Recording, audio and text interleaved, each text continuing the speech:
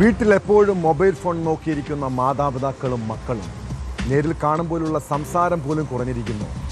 Social മീഡിയയിലെ സൗഹൃദങ്ങളാണ് പലർക്കും കൂട്ട്. എന്നാൽ നിങ്ങളുടെ മക്കളുടെ സൗഹൃദങ്ങളും ഇൻസ്റ്റഗ്രാമിലെ ഇടപെടലുകളും ആരെങ്കിലും ശ്രദ്ധിക്കാറുണ്ടോ? എത്ര തിരക്കിലാണെങ്കിലും കുട്ടികളെ നിരീക്ഷിച്ചില്ലെങ്കിൽ അവർ പല ചതികളിലും വീഴാൻ സാധ്യതയുണ്ട്. പത്തനംതിട്ട റാന്നിയിലെ 13കാരി ഇൻസ്റ്റഗ്രാം കെണിയിൽ വീണ സംഭവം എല്ലാ അച്ഛനമ്മമാരും അറിഞ്ഞിരിക്കേണ്ടതാണ്. സോഷ്യൽ മീഡിയ വഴി പരിചയപ്പെട്ട യുവാവ് സൗഹൃദം നടിച്ച് അവളുടെ നഗ്നചിത്രങ്ങൾ കൈക്കലാക്കി. പിന്നീട് ബ്ലാക്ക്മെയിലിങ്ങും ഭീഷണിയും.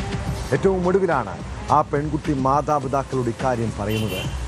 കുടുംബത്തിൻ്റെ പരാതിയിൽ പോലീസ് പ്രതിയെ അറസ്റ്റ് ചെയ്തു. റാന്നി സ്വദേശി രാജേഷ് കുമാറാണ് പിടിയിലായത്.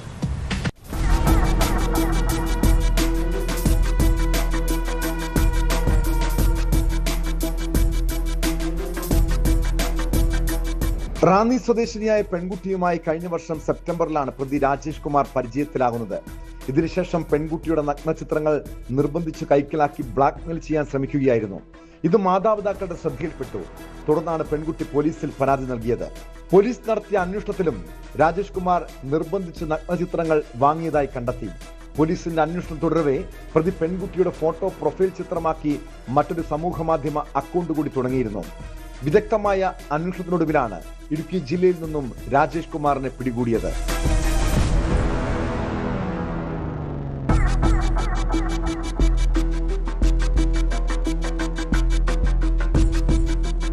വീടുമായി അകന്നു കഴിഞ്ഞിരുന്ന രാജേഷ് കുമാർ മറ്റൊരു യുവാവിന്റെ ഫോട്ടോ പ്രൊഫൈൽ ചിത്രമാക്കിയും റീലുകൾ ചെയ്തുമാണ് പെൺകുട്ടികളുമായി അടുത്തത്.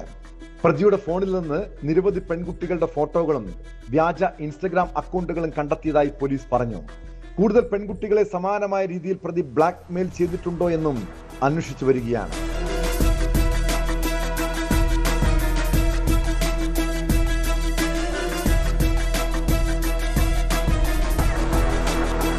ന്യൂസ് 18 പത്തനംതിട്ട.